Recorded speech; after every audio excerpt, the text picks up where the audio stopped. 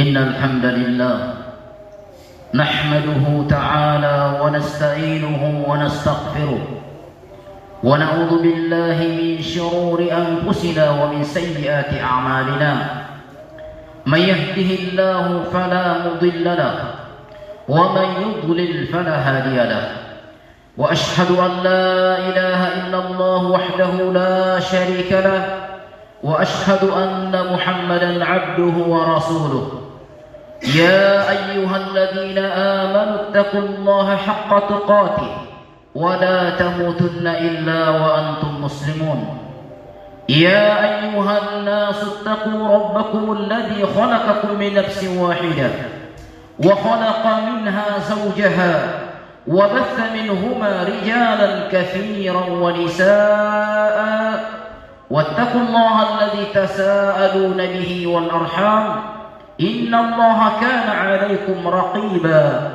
يا أيها الذين آمنوا اتقوا الله وقولوا قولا سديدا يصلح لكم أعمالكم ويغفر لكم ذنوبكم ومن يطع الله ورسوله فقد فاز فوزا عظيما فإن خير الحديث كتاب الله وخير الهدي هدي محمد صلى الله عليه وعلى آله وسلم وشر الأمور محدثاتها وكل محدثة بدعة وكل بدعة ضلالة وكل ضلالة في النار أيها الناس روى الإمام البخاري والإمام مسلم في صحيحهما عن أبي هريرة رضي الله عنه قال قال رسول الله صلى الله عليه وعلى آله وسلم اجتنبوا السبع الموبقات قالوا يا رسول الله وما هن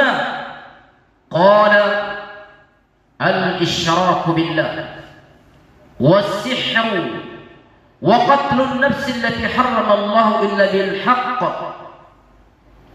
وأكل الربا وأكل مال اليتيم والتولي يوم الزحف وقذف المحسنات المؤمنات الغافلات عباد الله. Telah diriwayatkan oleh Imam Al-Bukhari dan juga Imam Muslim fi sahihihima dalam kitab sahih keduanya dari hadisnya Abu Hurairah radhiyallahu anhu. Beliau mengatakan qala Rasulullah sallallahu alaihi wasallam, Rasulullah sallallahu alaihi wasallam pernah bersabda, ijtanibus sab'al mubiqat, hendaknya kalian menjauhi 7 perkara, 7 hal yang akan membinasakan kalian. Yang pertama al-isyraku billah, mempersekutukan Allah Subhanahu wa taala. Kemudian yang kedua was-sihr, sihir, mempelajari sihir, menyihir. Yang ketiga wa qatlu nafsi allati harramallahu illa bil haqq, membunuh satu jiwa yang diharamkan oleh Allah untuk dibunuh kecuali dengan haknya. Kemudian yang keempat wa aklur riba, menggunakan uang riba, uang berbunga. Kemudian selanjutnya wa aklu malil yatim, memakan harta anak yatim. Kemudian yang keenam waqa'na wa tawalli yawm az-zahf, melarikan diri dari medan perang. Kemudian yang ketujuh kata Nabi alaihi salatu wassalam adalah waqaful muhsanatil mu'minatil ghafilat, menuduh wanita-wanita yang beriman, yang baik-baik, yang tidak pernah terlintas dalam benak mereka untuk melakukan tindakan kekejian berupa perzinahan, kemudian mereka dituduh dengan tuduhan yang keji tersebut. Dalam hadis yang mulia ini dan agung ini, jemaah sekalian, Nabi alaihi salatu wassalam memperingatkan kepada kita seluruhnya, memperingatkan kepada seluruh umatnya agar berhati-hati jangan sampai mereka terjatuh ke dalam 7 perkara ini yang beliau katakan sebagai al-mubiqat, hal yang membinasakan, yang akan mencelakakan seseorang baik di dunia maupun di akhirat. Yang pertama kata beliau adalah al-isyraku billah, mempersekutukan Allah Subhanahu wa ta'ala. Tidak ada satupun kejahatan dan tidak ada satupun dosa yang dilakukan oleh seseorang hamba kepada Rabbnya, kepada Allah Azza wa Jalla, kecuali dosa ini. Allah Subhanahu wa taala berfirman dalam Al-Qur'an menukilkan tentang ucapannya seorang hamba yang saleh yang Allah abadikan namanya dalam Al-Qur'an karena kesalehannya, kebaikannya. Bukan dia orang kaya, bukan pula orang yang memiliki kedudukan, tetapi karena kebaikan dan kesalehannya, ya, sehingga Allah mengabadikan nama orang tersebut dalam Al-Quran dan menamai satu surah dengan nama orang tersebut, yaitu Luqman. Wa idh qala Luqman li ibnihi wa huwa ya'idhuhu ya bunayya la tusyrik billah. Dan ingatlah ketika Luqman berkata kepada putranya, ya bunayya, wahai anakku, la tusyrik billah, janganlah engkau mempersekutukan Allah. Inna syirka la zulmun azim, karena sesungguhnya syirik adalah kejahatan yang terbesar. Di antara hal yang menunjukkan bahwasanya ini adalah perkara yang terbesar, jemaah sekalian, Allah Subhanahu wa taala memberikan ancaman kepada pelakunya bahwasanya dia tidak akan pernah mendapatkan maaf, tidak akan pernah diampuni oleh Allah Azza wa Jalla jika si hamba tersebut mati dalam keadaan seperti itu. Allah berfirman dalam Al-Quran dalam surah An-Nisa, Inna Allah la yaghfiru an yushraka bih wa yaghfiru ma duna dzalika liman yasha. Sesungguhnya Allah Subhanahu wa taala tidak akan memaafkan seseorang yang mempersekutukannya. Inna Allah la yaghfiru an yushraka bih. Sesungguhnya Allah Azza wa Jalla tidak akan memaafkan dan tidak akan memberikan ampunan kepada orang yang mempersekutukannya. Wa yaghfiru ma duna dzalika liman yasha, dan akan memberikan ampunan selain dari dosa tersebut bagi siapa yang Allah kehendaki. Allah Subhanahu wa taala juga di ayat yang lain memberikan ancaman kepada mereka-mereka yang mati dalam keadaan musyrik, bahwa mereka akan dikekalkan dalam neraka, diharamkan masuk surga. Allah berfirman dalam Al-Quran, Innahu man yusyrik billah, sesungguhnya siapa saja yang mempersekutukan Allah, faqad harramallahu alaihi jannah, Allah haramkan orang itu masuk ke dalam surga. Wa ma'wahun nar, dan tempat kembalinya adalah neraka jahannam. Innal ladzina kafaru min ahlil kitabi wal musyrikina fi nar jahannam khalidina fiha. Sesungguhnya orang-orang ahlul kitab, baik orang-orang Yahudi, orang-orang Nasara, wal musyrikin, demikian pula seluruh kaum musyrikin, tempat mereka adalah neraka jahannam. Fi nar jahannam khalidina fiha. Ibadah Allah, lihat ya, tidak ada satupun dosa yang diancam pelakunya dengan ancaman seperti ini kecuali orang-orang yang melakukan kesyirikan kepada Allah Azza wa Jalla. Sehingga Nabi dalam hadis yang mulia tersebut mengatakan, ijtanibu jauhi, ya, jauhi 7 perkara tersebut, as-sab'ul mubiqat, yang akan mencelakakan kalian di dunia maupun di akhirat. Kemudian yang kedua adalah wasihru, mempelajari sihir, mengamalkan sihir, jamaah sekalian, khususnya sihir yang menggunakan syaitan, istikhdamus syayatin. Karena sihir, kata para ulama, terbagi 2.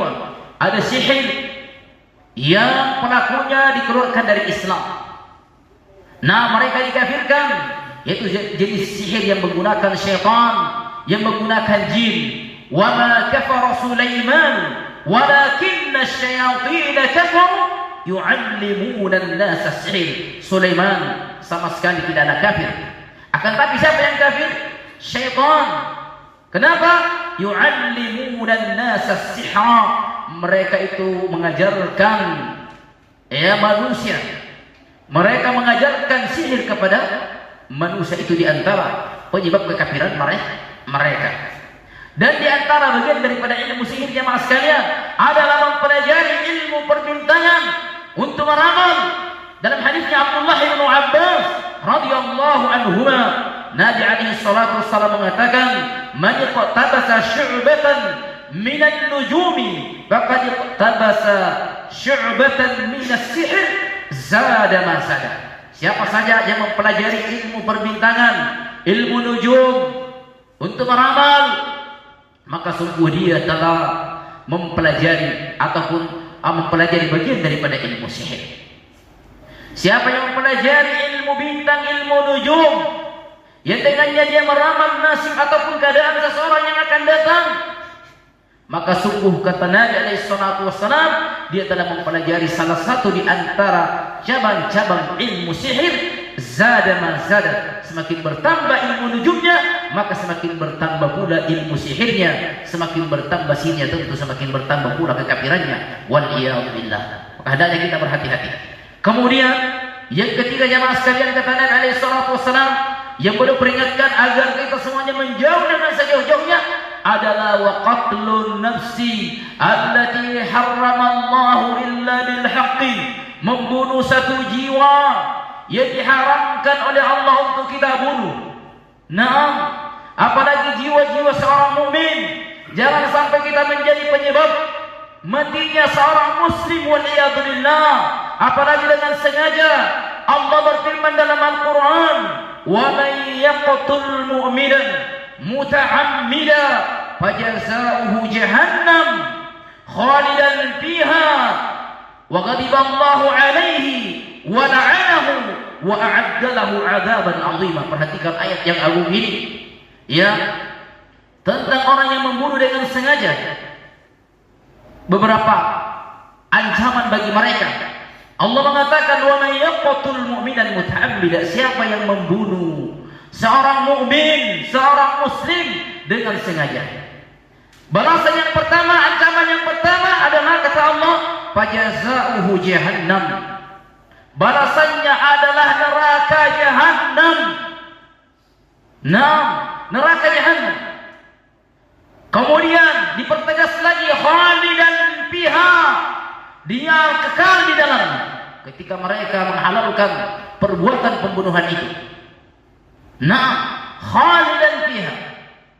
Kemudian ditambah lagi, wa ghadiballahu alaihi, Allah murka terhadap orang tersebut yang membunuh. Wa la'anahu, ditambah lagi Allah melaknatinya. Wa a'adda lahu 'adaban 'azima, dan Allah menyiapkan azab yang besar bagi si pembunuh tersebut. Naam, man qatala nafsan bighairi nafsin aw fasadin fil ardi faka'annama qatala an-nasa jami'a. Di ayat yang lain Allah mengatakan, siapa yang membunuh, menghilangkan nyawa seseorang ataupun melakukan pengerusakan di muka bumi, faka'annama qatala an-nasa jami'a, maka sungguh orang tersebut seolah-olah telah membunuh seluruh manusia yang ada di muka bumi. Wal iyad billah. Maka waspada jemaah sekalian, jangan sampai kita menjadi penyebab hilangnya nyawanya seseorang. Jangan main-main. Nah, Nabi alaihi salatu wassalam bersabda, man asyara ila akhihi bihadidatin, siapa yang mengisyaratkan, menodong main-main kepada saudaranya dengan menggunakan senjata tajam, besi, la'anahullah, la'anathul malaika, maka para malaikat melaknati orang tersebut. Nah, baru diancam, diangkatkan dan diisyaratkan padanya, ditodong dengan menggunakan besi, dengan senjata tajam, maka orang itu sudah berhak untuk mendapatkan laknat dari para malaikat sampai orang tersebut meletakkan besi ataupun senjata tersebut. Nabi alaihi salatu wassalam juga mengatakan dalam rangka menjaga jiwa-jiwa seorang muslim, man dakhala fi aswaqina aw masajidina wa ma'ahu nablun falyumsikhu ay yusibahu muslima, siapa yang masuk ke pasar-pasar kami ataupun ke masjid-masjid kami, masuk ke pasar-pasar kaum muslimin, mereka lewat, ataupun masuk ke masjid-masjid kaum muslimin, kemudian dia membawa nablun, anak panah yang tajam, maka Nabi mengatakan hendaknya dia menggenggam ujungnya, jangan sampai menggores, mencederai seorang muslim. Nah, hati-hati wahai kaum muslimin, ketika kita bawa kendaraan, jangan sampai kita ugal-ugalan di jalan menjadi penyebab terbunuhnya, matinya seseorang. Wal iyad billah. Karena sesungguhnya orang yang membunuh dengan sengaja adalah hukumannya adalah hukuman mati. Nah, kecuali kalau dimaafkan salah satu di anggota kerabatnya. Kalau dia tidak sengaja Dia harus bayar denda. Kemudian berpuasa 2 bulan berturut-turut. Ini menunjukkan besarnya hukuman. Besarnya hukuman menunjukkan besarnya pelanggaran jamaah sekalian. Nah, kemudian selanjutnya kata Nabi alaihi salatu wassalam yang harus kita waspadai adalah wa aklu riba, mengambil uang riba, uang berbunga. Nah, walaupun hanya sekian persen, rendah bunganya jangan. Yamhaqullahu riba wa yurbi sadaqah. Sungguh Allah menghilangkan dan menghapus harta yang bersumber dari riba. Tidak ada keberkahannya, tidak ada kebaikannya harta yang sumbernya dari riba. Wa yurbi sadaqah, dan Allah menjanjikan pada harta-harta yang dikeluarkan zakatnya, yang dikeluarkan sedekahnya, Allah akan mengembangbiakannya. Allah akan subhanahu wa ta'ala akan memberikan keberkahan dan akan memperbanyak padanya. La'anallahu akhiran riba wa mukilahu wa katibahu wa syahidaihi, kata Nabi alaihi salatu wassalam dalam hadis yang sahih. Sungguh Allah melaknat orang-orang yang memakan riba, mengambil uang riba, harta riba. Nah, wa katibahu wa mukilahu, yang memberikan, yang mengambil dan yang memberikannya. Kemudian juga juru tulisnya. Nah, wa syahidaihi, 2 saksinya. Kemudian Nabi mengatakan hum sawa, mereka yang memakan, yang mengambil, yang memberikan, yang jadi saksi, yang juru komputernya, juru ketiknya, semuanya, kata Nabi alaihi salatu wassalam, mereka sama dalam perbuatan dosa. Mereka sama-sama mendapatkan laknat wal iyadu billah. Alladzina ya'kuluna riba la yaqumuna illa kama yaqumu alladzi yatakhabbathu asy-syaitan minal mas. Orang-orang yang menggunakan riba itu nanti pada hari kiamat mereka tidak mampu bangkit ya, kecuali seperti berdirinya, bangunnya orang-orang yang kesurupan. Nam wal iyadu billah, maka waspada. Kemudian selanjutnya kata Nabi alaihi salatu wassalam wa aklu malil yatim, memakan harta anak yatim.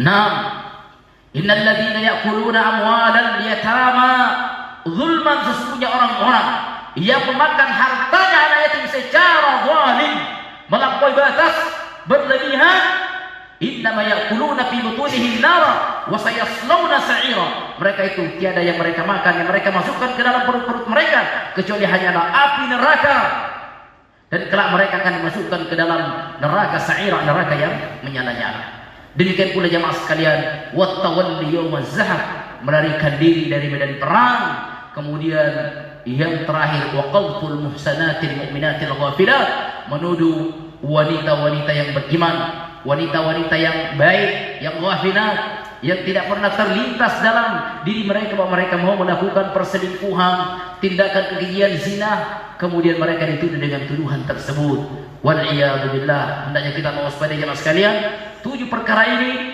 karena ini adalah di antara hal-hal yang akan membinasakan seseorang. Wal iyadu billah.